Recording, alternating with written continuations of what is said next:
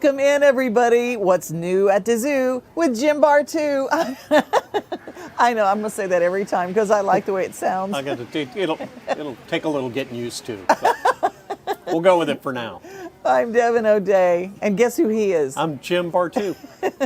We're here at the zoo and the kangaroo kickabout, and it is such a beautiful day, and it's always a beautiful day at the zoo. It its own way. is. Every day is a beautiful day at the zoo. Absolutely. We're going to talk about all the new things. And let's start out with one of my favorite new installations, Dino Trek. Dino Trek is back again this year.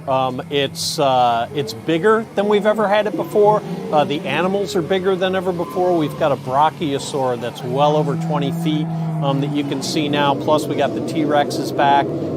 But it's a beautiful trail that you can walk through, more than 20 different animatronic dinosaurs. And I have to say, they're animatronic dinosaurs. These are not real dinosaurs. They're actually animatronic dinosaurs. We don't want you showing up to the zoo demanding to see the real dinosaurs that Jim and Devon talked about on Main Street Media, because they're not real. They're animatronic dinosaurs, but they look real. They move, they hiss, they spit at you, some of them. So be careful. They will spit water at you, so be careful while you're walking those trails. There's a little warning sign that says, danger, spitting dinosaur. So you kind of know it's coming. Give you plenty of warnings so you can sidestep the spitting, or just bathe right in it if you want. Yeah, take a shower. On those particular hot days, you might want to go, okay, come on, bring it. Just going to hang out here with a spitting dinosaur for a while. Well, let's, I got to visit some of them, and I've got some really great up close and wonderful interactions with some of these dinosaurs because they all talk to you. They do. They talk to you a little bit. They don't speak English, so you have to learn a little bit of dinosaur. There's both Dinosaur-glish. That's right, and it's divided into sub languages. There's a carnivore speak, and then there's an herbivore speak. So it's a predator speak and a prey speak, so to speak. One of my favorite ones is the Triceratops, because they have Triceratops puppies. It's a family. Little babies. Is it pups? I don't know. I mean, they look like little Triceratops puppies. I've got people off stage that are checking on that right now. We'll get back to you on that. Well, there are some wonderful things happening for grown-ups. Let's talk a little bit about the SIPs for, is it species or species? Species. SIPs for species, and that's happening on April 28th. This is a new event for us. It's actually taking the place of Red, White, and Zoo, which happened in late July, and we're moving it back to late April, which is a beautiful time to be outside. So it's called SIPs for Species. It's an evening adults-only event, takes place after hours. It's a separate ticketed event. And here you can sample more than 30 different kinds of beverages from local beverage purveyors, people that serve different drinks. You can try lots of different drinks while you're out here. We're going to have local food trucks out here. We'll have live entertainment. And of course, up close encounters with animals. We have ambassador animals that we bring out on the pathways so you can kind of get to meet them and get to know them. Yeah, it's a great event.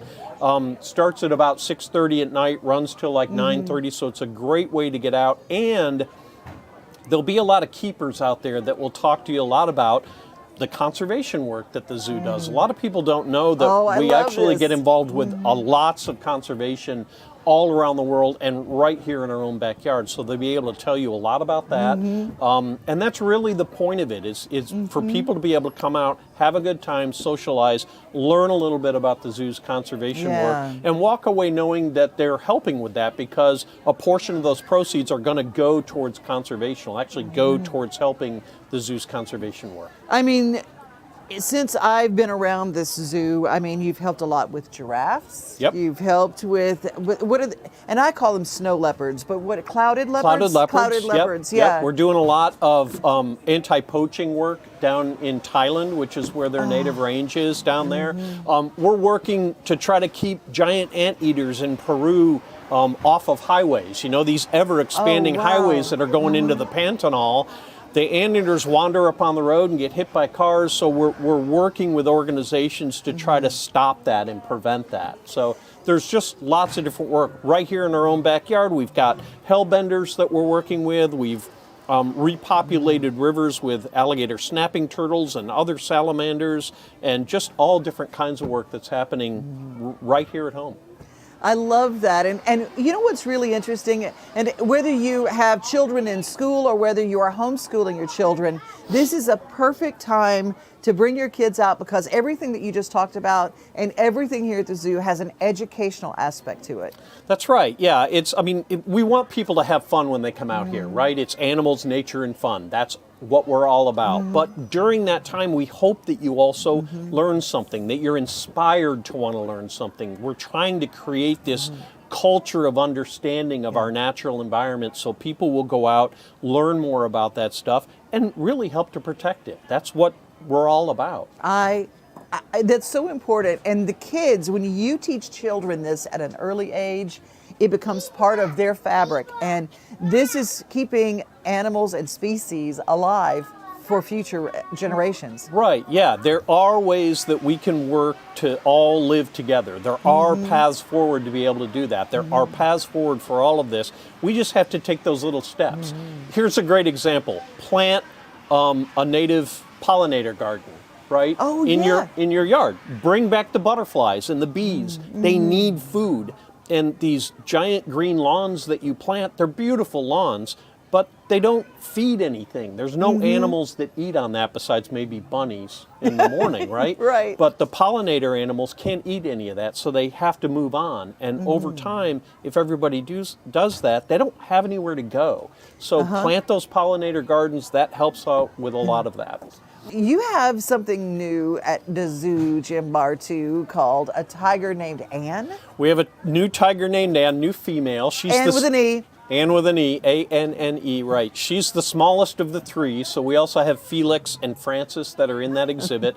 Now, you're not going to see all three of them together, because cats in general don't get along unless it's time to get along, if you know what I'm saying. Yeah. So they keep them kind of separate, and they do rotate them into the exhibit from time to time. If you want to see Anne specifically, you can call ahead and ask if Anne's going to be out on that day. And you can tell them apart. It's really kind of, some people think it's difficult to tell them apart, but it's not if you know what to look for. Felix, who's our only male, he's going to be a little bit bigger. He has this rough, a little bit bigger ruff around, like a mane almost, around his jowls. So you're kind of look for that. Frances has an H on her cheek. So you're looking for an H mark, and that would be Frances. And then if it's a big dot on the cheek, that's going to be Anne. So now you know. Isn't that cool? When you walk out, you can look at it and go, oh, that's Anne, I know. You know, it wouldn't be a zoo without tigers. You got to have them. Gotta, lions and tigers and bears. Oh, yeah. my. Well, we're 2/3 of the way there. We don't have lions yet, but, maybe down the road. There is always that. When we talk about animals, we all know we have that at the zoo, but you have a lot of things planted around here. The beautification is great, and I just love all of the different installations here have got different plant and vegetations. You've got some springtime flowers. Oh my goodness. Yeah, our horticulture team does a tremendous job with all of the botanicals that you see around. We're not we are also blooming this spring with all kinds of things to see. And all these things are blooming, and you can look at them as you kind of walk around there.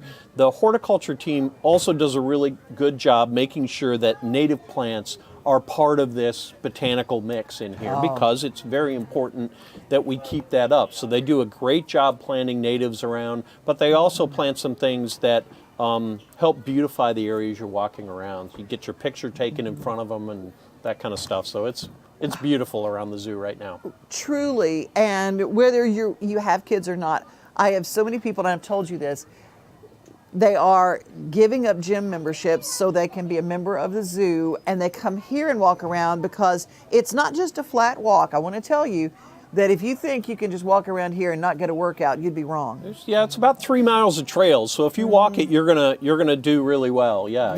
You're gonna get in a good walk for the day. Inclines, declines, and but it's safe, it's nice and even, so you're not worrying about tripping over things. I love how you take care of that. Let's talk a little bit about the shows. That's the cool thing. Kids love this but I love it too. Yeah, that's right. Yeah, WildWorks Animal Show is back. The WildWorks Animal Show team have been working to try to get this rhinoceros hornbill that's really going to become the star of the show to fly through the audience. And if you've never seen a rhinoceros hornbill, they're massive birds. They stand about this high, giant wingspans, and they're trying to get it to fly right across the audience as part of the show. So you got to come in and see that, but they also have skunks, they got snakes, they got other birds that are out here. They have a prehensile tail porcupine, which is just the cutest thing ever. So there's lots of different things to see there, and you learn a lot about these animals. You learn about their habitat, you learn what their superpowers are and what makes them special. So it's a great way to be able to sit down for 20, 30 minutes, learn a little about the animals and see something you probably have never seen before. There are some really cool things. And before we go to break, I've got to hear, I did not know you have movies here. We do. 4D? Yeah. I don't even, what is 4D? And we got to stop short of calling it really a movie. It's like a 15 to 20 minute experience, right? Okay. And there are two shows that are playing right now. It's Ice Age, Dawn of the Dinosaurs. So all the Ice Age characters, yes, right? Yes. And then the other one is DC League of Super Pets, right? And it's another cartoon or a 3D animation thing. But this is 4D, and the fourth D is basically the feeling that you get while you're there. So you sit in these seats, and the seats poke you in the back and rumble and shake and things like that to make you feel like you're actually in the short little film that you're seeing. So it's a great experience. It's one of the many attractions that we have out here, but and again, it's air conditioned, so if it's hot outside in the middle of the summer, it's a nice little respite to sit down and watch something as you kind of move through the park. It's one of those that you want your kid to go, again, Mommy, again. Right, absolutely. We're going to sit here all day and watch these over and over again. That's so great. Well, all of these are included in the zoo membership? Well, membership does include some of that. You have to buy an unlimited ride pass to get on a lot of this stuff. So it can be included with it. It's an option for your membership. Yeah, it's like an e-ticket. That's right. Yeah, it's a well worth it upgrade to your membership. It's incredible. Well, we're going to talk a little bit more coming after break.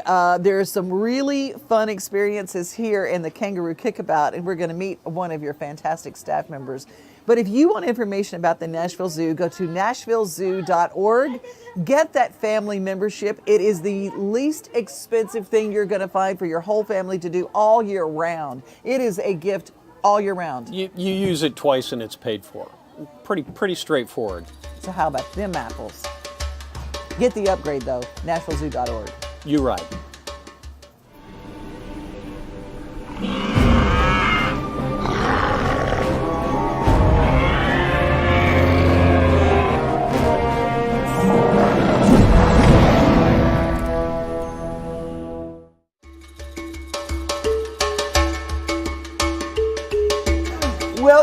Welcome. If you just joined us, what's new at the zoo with Jim Bartoo? That's good.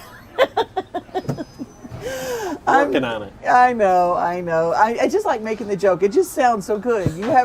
You had to be working at a zoo because you alliterate with zoos. I read a lot of Dr. Seuss when I was a kid.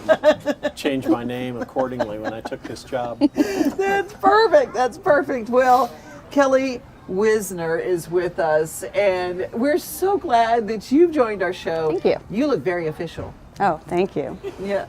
Yes. Tell us what your job is and what does it entail here at the Nashville Zoo? I'm actually one of the primary keepers here at the Kangaroo Kickabout. So we have 3 areas in my team, which is the contact team, but I am primary for the kangaroos, so I spend most of my days here with these guys. Kangaroos just seem so cuddly, just seem so cute. They're not always that way, are they? No, they are not. We do like to tell people when they come in here they are still wild animals. We also get a lot of, are we allowed to touch them? And I say yes, and they say, out in Australia they seem so wild, and I'm like, they are in Australia. They kind of have learned how it works here. They have their spaces they can get to if they don't want to be touched, and they have their spaces they can get to if they do want to be touched. How big do they get? Because if you go to Australia, I've been to Australia, and they're like 800 feet tall. I mean, they look like, amusement park kangaroos. I mean, they're huge. But here they're smaller. How big do these get? So that is actually one of the biggest common misconceptions that we get here is, why are they so small? The kangaroos we're going to see kind of portrayed in movies and on TV are going to be the big males, male red kangaroos. They are the biggest species. They can stand over 6 feet tall when they're standing up. The reason our guys here are not quite as big is because they don't have any competition. So we had a breeding male here, and he was taller than me when he stood up, but he's never going to get big and jacked because he didn't have any competition. They do that thing. Yeah. Yeah, they just standing there. They look. Yes. They're always jacked. They're big. Yeah. Very These are so cute, and what was so amazing is that they have different personalities. Some stay away from people. Yes. And some are like, hi, I want to come meet you. Who are you? Yes, so the majority of the ones we have here were born and raised here, so they've been around this kind of exhibit their whole lives. But you still have some animals that are a little more social and want to kind of be around people, and others who would prefer to just stay in the grass and do their own thing. You find that true with a lot of animals that you care for, that they almost have individual characteristics, a lot like people do? Yes, they definitely have their own personalities. It's just amazing. Now, it's a beautiful sunny day, and everybody's out, and this is what you do, and they're just out. You don't leave the path to go and visit with a kangaroo. Correct. Yes. But when they come see you, where the place? Okay, when you go and swim with dolphins, they tell you where to touch the dolphin. Where did goats have a place that they like to be touched, and where you don't touch a goat? Yes. What about kangaroos? Do they have an off-limits place? Yes. To bring their kids? We ask people to only touch them on the back, never the face, never the tails or legs. Do you tell them that before they get in? Yeah, I made that mistake once. I will not do that again. Yeah. I'm wondering. We do have the rules posted, and then we always have somebody in here overseeing things and giving everybody the lowdown of how it works in here. I want to talk about, because if people come into the exhibit right now, they're bound to see a joey, right, in a pouch. Yes. Maybe it pokes its head out, and joey is a baby kangaroo. Yes. Tell me a little bit about that life cycle process, from birth to the time that they start emerging, because a lot of people are not really aware of how that works. Yeah, so kangaroos are actually only pregnant about 30 to 35 days. When the joey is born, it is incompletely developed, so it's just a head, some hands, and the body. And on instinct, it will actually crawl up the outside of the pouch and into the pouch, which is a marsupial. It's an animal that is incompletely developed and then grows in a pouch. And when we're talking about incompletely developed, we're talking about an animal about this big, like a jelly bean with hands. Yes. Yeah. Wow. Yes, so it will attach to a nipple in there, and it cannot come off the nipple for 120 days. So that's where it's starting to get all of its nourishment and where it's doing its growing. When they're about 5 months old, we'll start see them sticking their head out of the pouch, or you might see a foot come out or a tail. When they're about 6 months old, they can actually hop in and out of the pouch and start developing those strong legs that they're going to be hopping on. Gotcha. At that point, they are fully furred, though, because they do even still have a little bit of trouble thermoregulating. And then usually by 8 months, they're too big to go back in the pouch, so mom says you're cut off. But she will still nurse them up to anywhere from a year to 15 months or so. And from what I understand, kangaroos can have up to 3 joeys at any given time. Correct. Explain how that works. So that is a process called fetal diapause. So when we'll use Mandy, for example, who's been hopping around back there. So she has Ari in her pouch right now. Okay. As soon as Ari has exited the pouch and is no longer going back in, she can give birth within a couple days. Of an animal that's already In a processed inside of her. Yes. She doesn't have to go get pregnant again. Correct. She's already It's pregnant. already She's there. just holding on to it until it's ready. Yes. Until the pouch is ready. Yes, and then if we do have a breeder male, he will actually rebreed her within the couple of days after birth, and that will have that next diapause joey waiting to be born again as soon as the pouch is available. It's like an Airbnb for joeys. It's like they're just keeping that pouch full, and the next one's lined up. Yes. That's incredible. It also helps for in the wild. They do live in like deserts and grassland areas. So say there's not much food around, they can pause that joey's development until the time might be right to have that joey. And so, how long can she keep this Joey in this stasis like that? I would say at least 8 months, because that's about the average time when a Joey will no longer go back into the pouch. Wow. So imagine you're pregnant, right? But you can pause your pregnancy for 8 months before proceeding. I paused it a long time. I gotta ask, how does the guy know? I mean, did not like leave it a little sock on the door? I mean, what does she like? What does she do to display? Hey, honey, I'm ready. There are hormones that come out. Mm-hmm. They can okay. They can sense it. Yes. Yeah. Yes. Yeah. Like Axe body spray, Yes. but for kangaroos. She puts on extra lipstick. Yes. Does her hair yeah. at night. She looks at him in a special way. That kangaroo look. Well, I just wondered because at 2 days, I mean, you got to be on it. The guy, when you have the guys, do you have to have like one male? Yes. So they would fight for dominance over the females if we Who had your more baby than daddy? one. Yes. There's one, Yes. So Ruben actually was the father to about 40 Joeys here throughout his time here. Let's go, Ruben. But do you have to keep him somewhere else? Or does he stay with them all the time? We can separate if we need to, if we don't want him breeding a specific female, but otherwise the group is always together. He plays the field.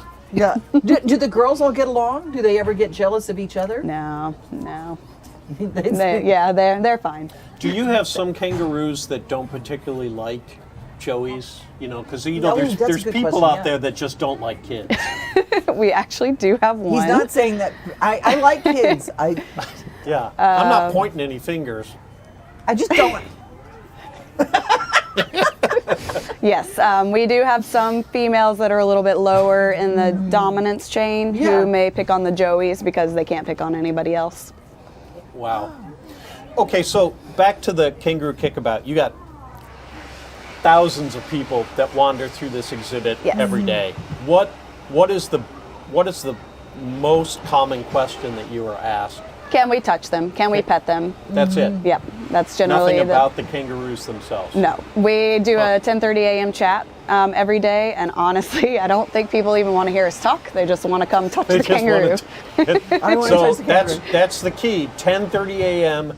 keeper chat, and they feed them at that time, so they're all coming over to the pathways at that time. So if you can get a good spot at 10:30, get here at 9 because it's popular. Yes. This is a popular And they exhibit. are actually up and moving about between 9 and 11 is your best time to come and see them because they're going to be the most active at that time. And then maybe around 5 o'clock right before we close for the night. And it's not like a typical petting zoo. You don't have like little things you put in a dime and you get out a little handful of Correct. feed. You're not feeding them. No feeding them. They feed them. Yes. Yeah, I And- think that if we let the public feed them, they would get to the point where they couldn't hop anymore. They would just waddle. Let me around. feed Yeah. some more. Hey, Yeah. speaking of being in a place where you can pet wild animals or domesticated animals, you hear from time to time the dryers. There's a Right. place, as soon as you leave this area, there's a place for washing hands. If you're going to be anywhere where there are live animals and you have children, I always say make sure everybody washes their hands.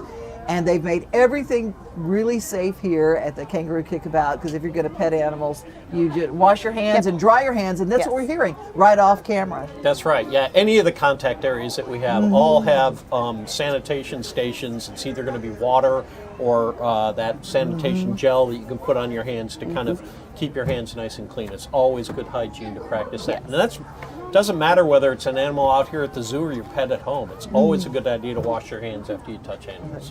Do you know where they've been? No, I'm just kidding. Especially those cats. Yes. Man, they go everywhere. They do go everywhere. Thank you for your time today, Kelly. Thank you guys.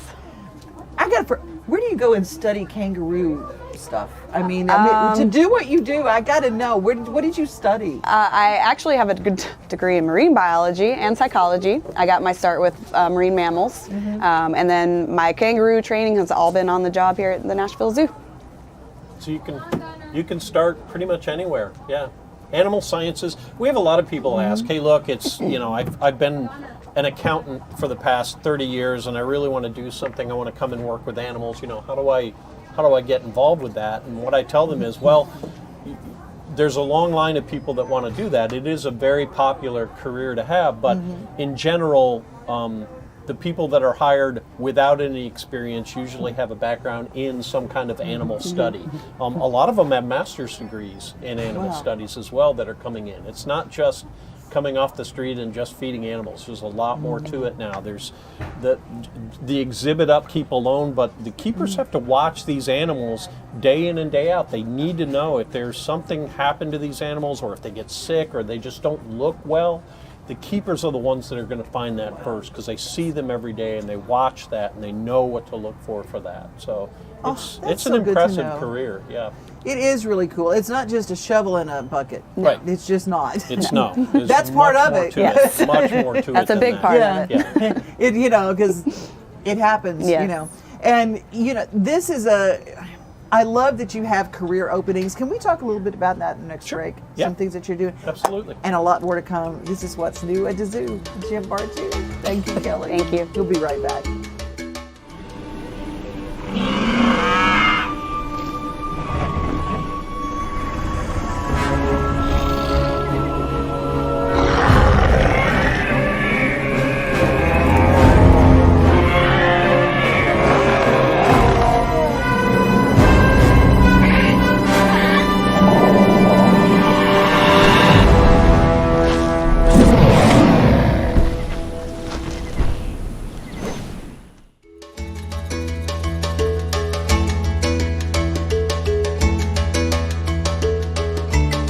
Well, this segment really is What's New at the Zoo with Jim Bartoo. That's right. We saved the best for last, right? When you drive into the Nashville Zoo, well, first of all, you're going to find some pretty full parking lots. You have a lot of folks coming to the zoo, even in the middle of a workday. Yes. It's that time of year. People love to get outside, and they should know that we have construction going on in our parking lot. We're building a parking garage because we've run out of space horizontally, so now we have to build vertically. And to do that, we have to take up some of our parking. So we've lost about half of our parking space. We do have overflow parking and shuttles to kind of get you to where you're going, but we are asking everyone to make your ticket reservations in advance. Secure the time that you want to come in. Give yourself plenty of time to get to the zoo. So you can park and get in and enjoy yourself. Once you're in, you can stay as long as you want to, but we're just asking people to let us know, look, I want to come on this day. I'm going to buy my ticket in advance. I'm going to show up at this time. That way we can help regulate parking. That's what helps us kind of get through this. We know it's a bit of an inconvenience for people, but we hope to be over this within the next year, and when it's done, we're going to have plenty of parking for everybody. And like everything else that's built here, you're going to love the parking garage too. It's going to be beautiful. It's going to be, I hate to say parking garages are beautiful, but this one's going to be pretty nice. Well, the excitement starts in the parking lot for kids. You remember when you're a little kid and you showed up at the parking lot of the zoo? Because you could see off in the distance. They're jumping around. They can't stand still. Yeah. Oh, yeah. That's my favorite part of the zoo.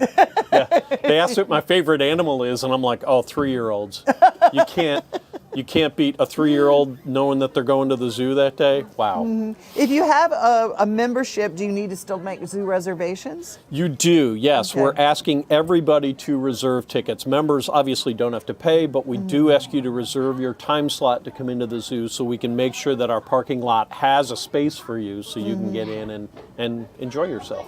And when do you know? I mean, there's a sign that I saw that says sold out. Yep. When do you turn that sign around? What is technically sold out?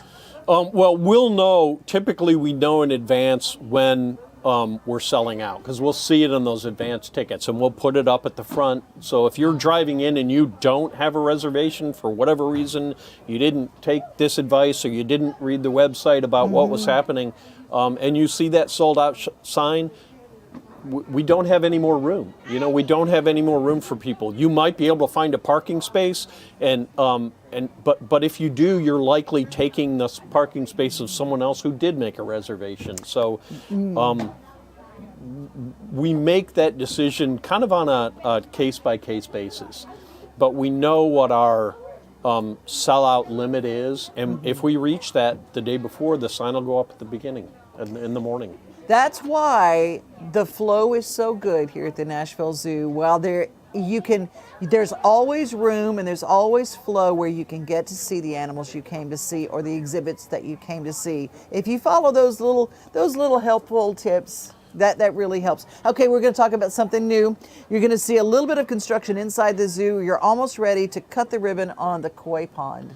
Yes, the koi pond is about to be open. It's over at our Jungle Gym playground, and it's going to be beautiful when it's finished. It's right as you enter there. It's got a beautiful acrylic wall in the front, so you can see under the water and see the koi that are swimming around in that. That's going to be fantastic, and it's opening up very soon now. I would love to give you a date, but I haven't received one yet. So as soon as I do, we'll put it right up on social. Yeah. Beautiful tiles and things like that. Speaking of socials, I saw a new installment of a new leopard, a new black leopard. We do, yes, we have a new black leopard. Her name is Rosa. Rosa and Anne the tiger. See, I love it. A lot of girls. Rosa, yep, the leopard.